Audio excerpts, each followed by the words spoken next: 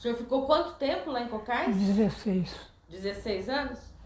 Então o senhor saiu de lá com uns 30 e pouco Eu tenho nem 45. Eu sei o dia 7 de maio de 45. E saiu que dia? O dia eu não sei, fiquei tão contente que eu fiquei sabendo.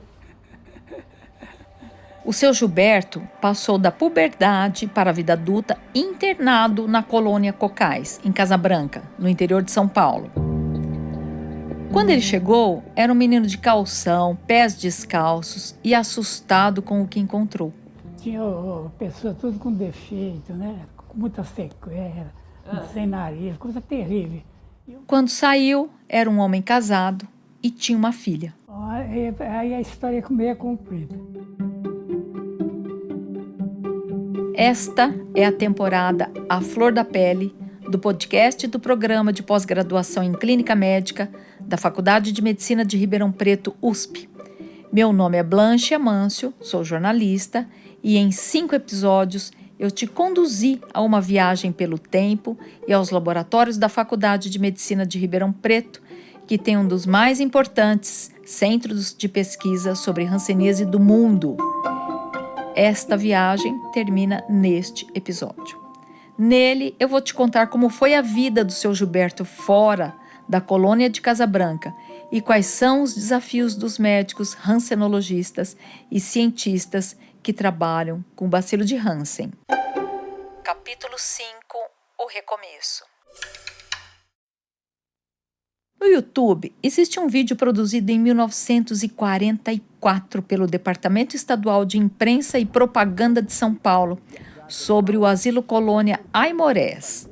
Esse asilo funcionava em Bauru, no interior de São Paulo. A verdadeira cidade-jardim surge à nossa frente. Nesse mesmo lugar existe hoje o Instituto Lauro de Souza Lima, dedicado a atender a doentes de hanseníase, promover pesquisas e guardar a memória dessa história. Por apreciar num aspecto geral suas ruas e praças, todas otimamente arborizadas. A gente não encontrou um registro semelhante sobre Cocais, a colônia de Casa Branca, onde o seu Gilberto foi internado. Mas sabemos que existia um padrão na construção, no atendimento e no cotidiano das cerca de 40 colônias construídas no Brasil entre 1920 e 1950. Desde a sua fundação em 1933 pelo Dr. Salles Gomes Jr., que se intensificam as construções de pavilhões do tipo Carville, onde estão instaladas as clínicas médica, cirúrgica, dermatológica e otorrinolaringológica. De 1920 até 1950, cerca de 40 colônias para pessoas com hanseníase foram abertas no Brasil. Oficialmente, até 1976, homens, mulheres e crianças diagnosticados com a doença foram internados compulsoriamente. Que fizeram deste recanto uma autêntica estação de cura e repouso dos hansenianos. Mas existem relatos de pessoas sendo isoladas nas colônias contra sua vontade, pelo menos até meados dos anos 1980. Nas colônias, a vida acontecia como se os internos estivessem em uma pequena e pacata comunidade. Na avenida principal estão localizadas as 2 escolas do asilo, atualmente frequentadas por mais de 50 crianças de ambos os sexos. O link para esse vídeo está na descrição do episódio. Vai lá, dar uma olhada e me fala se não parece uma cena de filme americano. Daqueles que mostram cidades bem planejadas, arborizadas, limpíssimas, com moradores sempre muito bem vestidos e felizes. Muito, mas muito diferente mesmo do que o seu Gilberto contou pra gente. Chegou o médico e falou assim, pô, levar ele. Aí me levou, como é menor, então você vai para o bloco. Tinha um bloco das crianças, uma enfermaria que um senhor tomava conta. Sim. Então eu fui para esse bloco. Chegou lá e eu olhei assim, tinha 20 cadeiras, 20 camas, eu falei, tem 20 moleque aqui, né? E o senhor que tomava conta era muito mal, ele usava muleta, ele tinha uma perninha mais fuzil que a outra, né? Porque ele era doente também de hanseníase. Era doente, e tomava conta dos menores. Esse se chamava Bento, que tomava conta. Eu chorava, eu queria minha mãe, não conformava de ficar ali presa, né?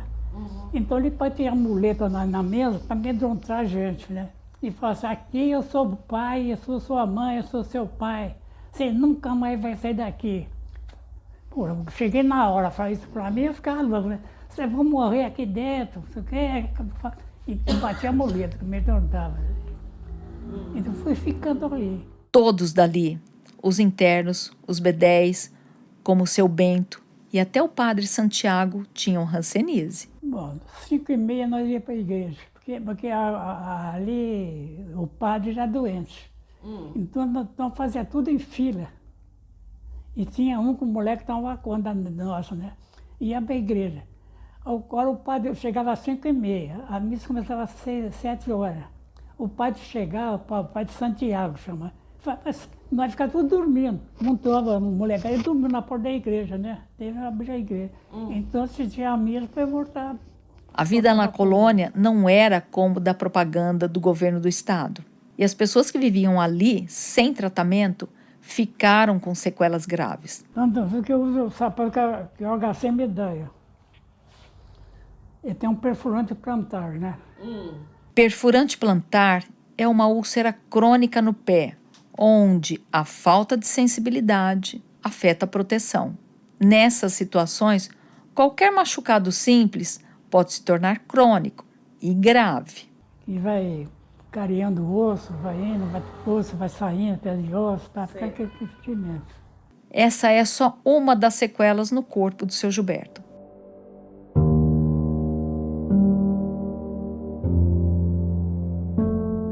Mas a doença ela é sistêmica, então... Quando o Dr. Marco Andrei diz isso, ele quer dizer que a hanseníase não é restrita à pele. A hanseníase é uma doença neural. O bacilo afeta os nervos.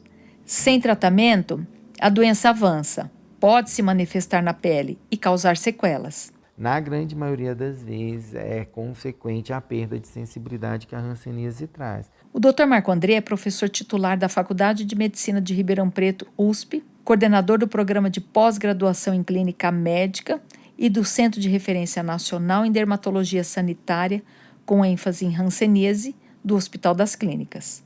O trabalho dele com hanseníase começou pelas sequelas que a doença causa no corpo do doente. Quando eu fiz o curso de medicina, foi coincidente com a epidemia de AIDS, né, de HIV. Os pacientes de AIDS tinham muitas lesões na pele. O Dr. Marco Andrei, ainda na graduação, decidiu investigar algumas reações dessas lesões. E eu comecei a fazer a minha carreira científica investigando o porquê que o paciente de HIV e que evoluía para AIDS tinha muito prurido, ele tinha várias lesões que davam prurido infernal. Então foi um trabalho, meu primeiro trabalho científico foi esse. E aí aquilo eu fazia biópsia de pele, via outras lesões de pele, como sarcoma de Kaposi, umas micoses diferentes que o paciente com HIV fazia. Ele chegou na pesquisa em hanseníase estudando não a doença em si. Ele pesquisava novas técnicas de cicatrização das lesões de pele causadas pela hanseníase e também por outras doenças, como diabetes. Porque a riqueza de lesões de pele da hanseníase era enorme. Mas eu vim para a USP para montar a linha de cicatrização mesmo, que era o que eu gosto ainda, né? A gente ainda tem trabalhos de cicatrização, que eu acho que é um outro capítulo, né, dos nossos podcasts, que é sobre a cicatrização. Hoje a gente tem trabalhos, né, com terapia celular, implante de queratinócito, né? Eu pego a pele do indivíduo, levo para o laboratório, amplio essa pele e volto para cobrir a ferida dele. É um outro capítulo, sim, mas a gente já está por aqui. Vou te contar o que é. Eu faço uma biópsia, eu separo as células, peço as células para crescer no laboratório e depois eu volto e semeio na ferida do paciente, a pele nasce e fecha a ferida, entendeu? Eu achei genial. Isso é fantástico. E tem mais. A gente também tem um outro trabalho, também foi de um aluno de pós-graduação, que a gente fabrica osso dentro do laboratório, osso humano. Essa pesquisa é realizada em parceria com a Universidade de Manchester, na Inglaterra. E eu não vou te deixar esperar uma próxima temporada para saber do que se trata. O laboratório do Dr. Marco recebe as peles que sobram de cirurgias plásticas, certo? Da gordura dessas peles, ele extrai a célula tronco. Nós fazemos ela crescer. E aí, nesse fazer crescer, a gente faz ela crescer em cima de uns andaimes. Andaimes, entre aspas, claro.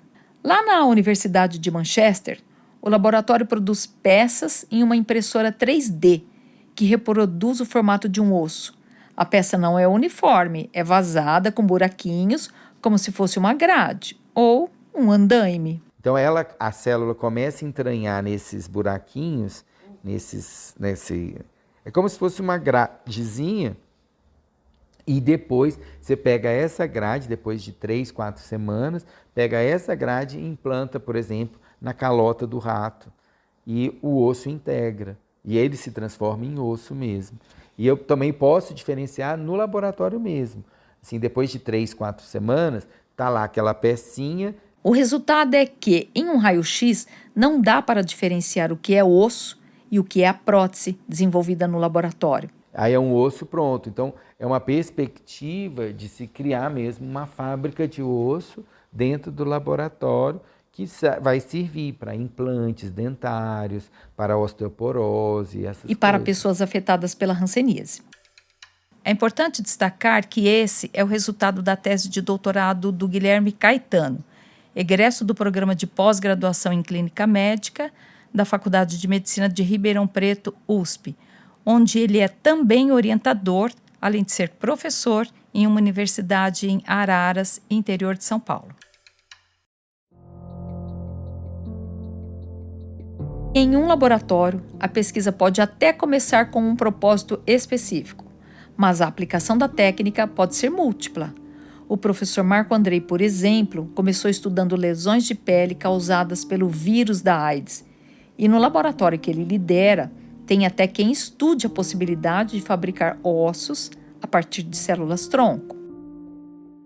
Para você ver onde essa história pode chegar. E a gente testa muitos insumos para cicatrização no laboratório. A gente tem vários métodos de células, vários métodos de tecido. Nesse modelinho de pele humana, eu consigo simular uma feridinha e eu consigo, com o que eu aplicar, eu vejo se essa droga que eu estou usando, esse extrato, principalmente extratos naturais, principalmente produtos da Amazônia, por exemplo, se eles têm ou não atividade cicatrizante em cima de queratinócito e fibroblasto para fechar a ferida.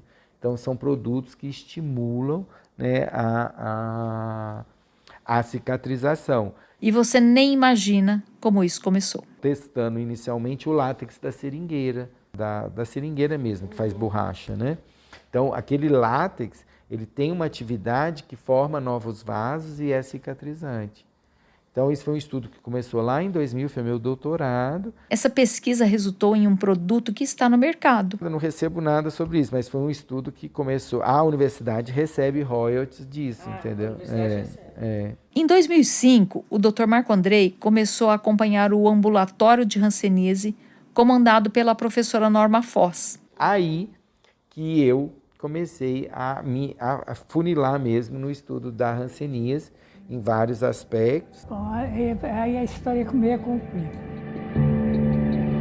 Eu quis te contar a história do professor Marco Andrei com a hanseníase para mostrar a complexidade da pesquisa científica. Por exemplo, alguém começa investigando uma comunidade, procurando um resultado meramente estatístico, e essa pesquisa evolui para uma complexa solução de machine learning. Neste caso, estou falando de novo do QSH, o questionário de suspeição de hanseníase, que inclusive foi premiado pelo Ministério da Saúde no edital de mapeamento de experiências exitosas em hanseníase no SUS. E isso não é fato isolado nos laboratórios. E eu comecei dando prosseguimento a um trabalho que o primeiro que fez aqui em Ribeirão e aqui no estado do Brasil foi o professor Paulo Guimarães Pagnano. Ele fez cultura de células in vitro.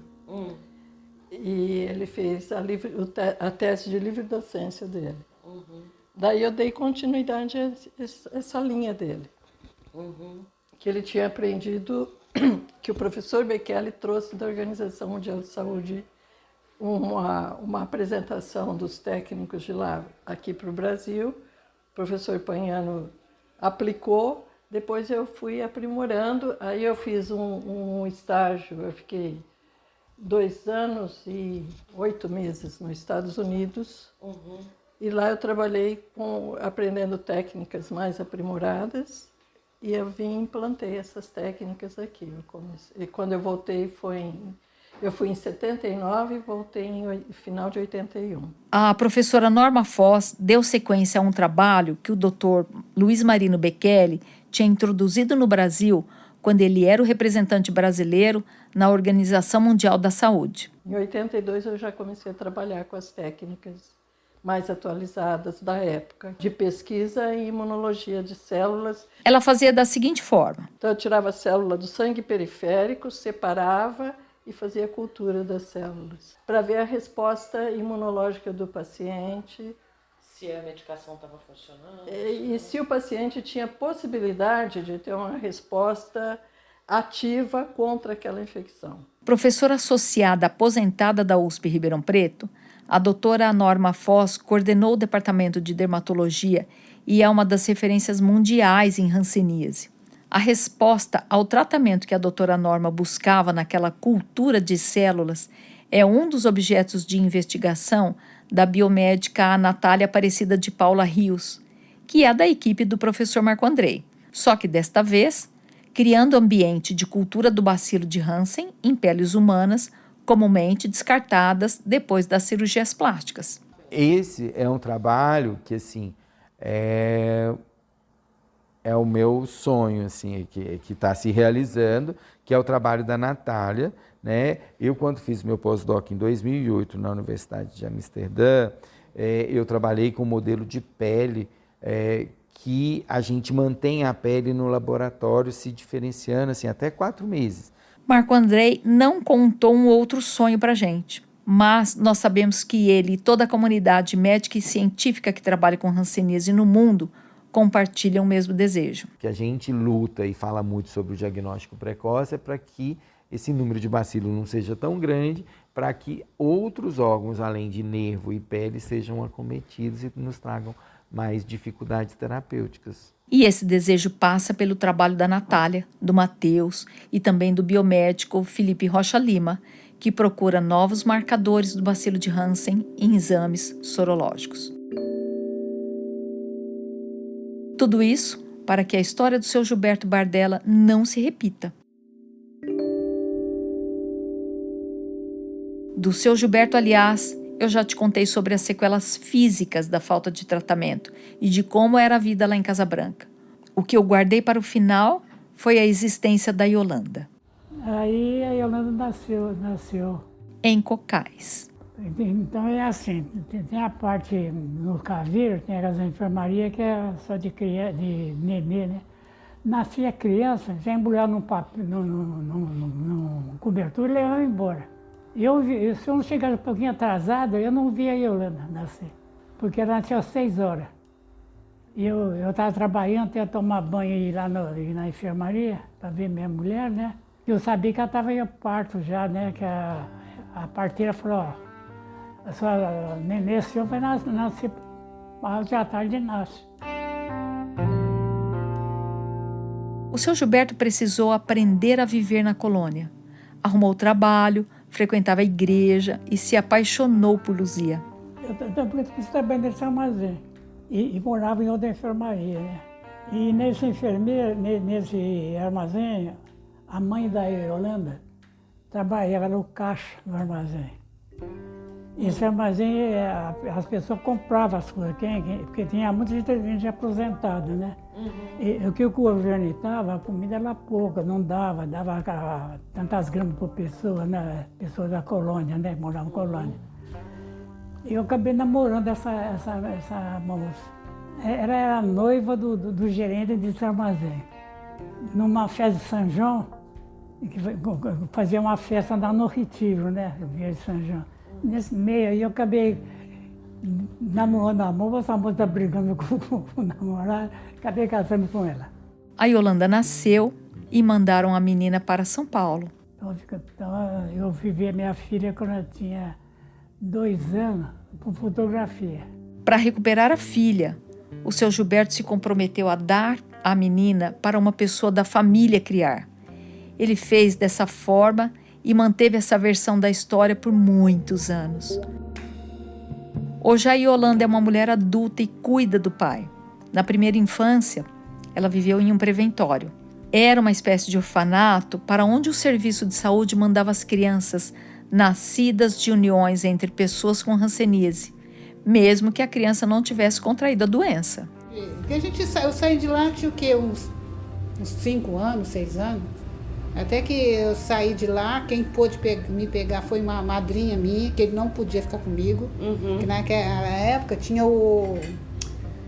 Acho que não sei como chamava aquele lugar que ficava lá no dispensário. Então tinha um enfermeiro ou médico, sempre ia na casa dele para ver se eu estava lá. Aí eu tinha que ficar na casa da minha madrinha, que ficava assim, ele morava na rua do Mandaré, esquina com a Ceará. Então todas as vezes que alguém batia lá, eu não podia nem aparecer na porta. Eu tinha uns 5 anos, 6 anos, criança até, curiosa, né? Aí tinha que ir lá, minha tia ir lá buscar, falar assim, não, ela só veio ver ele aqui, ela tá comigo. E tem uns papéis que eu peguei lá no meu asilo lá que eu fiquei, que tá escrito lá que tinha que ficar que era o Antônio Janine e a minha madrinha, que era Maria, né? Maria Janine. Ela vivia com os pais, mas de forma clandestina. Luzia faleceu nos anos de 1980. Seu Gilberto se casou outras vezes. Todos nós da produção deste podcast somos gratos à sua longa vida. Só assim podemos agora ouvi-lo contar a sua história.